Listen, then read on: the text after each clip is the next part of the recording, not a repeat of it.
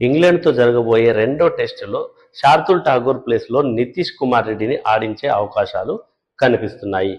ఒకవేళ గంభీర్, మనకు తెలుసు మ్యాచ్ అయిపోయిన తర్వాత తను గంభీర్ శార్దుల్ ఠాకూర్ గురించి మాట్లాడుతూ అతన్ని బ్యాక్ చేశాడు. అంటే శార్దుల్ ఠాకూర్ ఒక మంచి బౌలర్ అని, తనలో స్పార్క్ ఉందని, తను వికెట్లు తీయగల సామర్థ్యం ఉందని చాలా బ్యాక్ చేశాడు. ఓకే, అఫ్ కోర్స్ అది మ్యాచ్ లో భాగంగా, అంటే ఓటమి జరిగినప్పుడు అట్లా బ్యాక్ చేయాల్సినటువంటి అవసరం ఉంటుంది. సో గంభీర్ ఆ విషయంలో తప్పు పట్టలేము. కానీ శార్దుల్ ఠాకూర్ కంటే నితీష్ కుమార్ రెడ్డి ఎంత మెరుగు అనేది చాలా మంది ఇప్పటికే కామెంట్స్ చేస్తున్నారు. మనం చూసాము లాస్ట్ టైం ఆస్ట్రేలియా పర్యటనలో కూడా 5 టెస్ట్ మ్యాచ్లు ఆడాడు Nitish Kumar Reddy.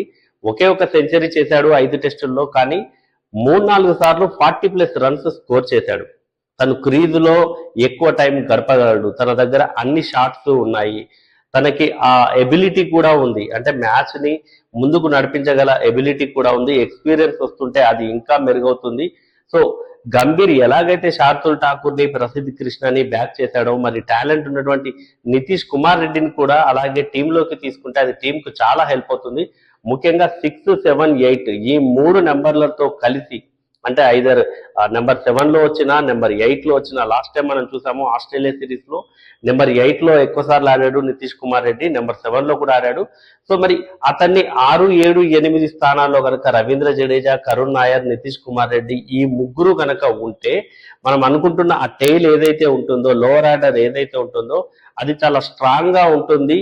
So Nitish Kumar Reddy reverse sweep ఆడగలడు, స్వీప్ షాట్స్ ఆడగలడు.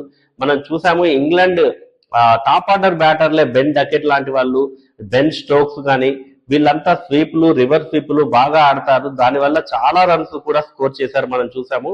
సో అది నిజంగా కూడా చాలా హెల్ప్ అవుతుంది టీం కి, మరి అలా పరుగులు రాబట్టడం, ముఖ్యంగా టెస్ట్ క్రికెట్ లో. ఇవన్నీ దృష్టిలో ఉంచుకొని శార్దుల్ ఠాకూర్ కంటే నితీష్ కుమార్ రెడ్డిని టీంలో చేర్చుకోవడం చాలా బెటర్ అని నాకు అనిపిస్తుంది. మరి ఈ విషయంలో మీకేమనిపిస్తుందో కామెంట్ చేయండి.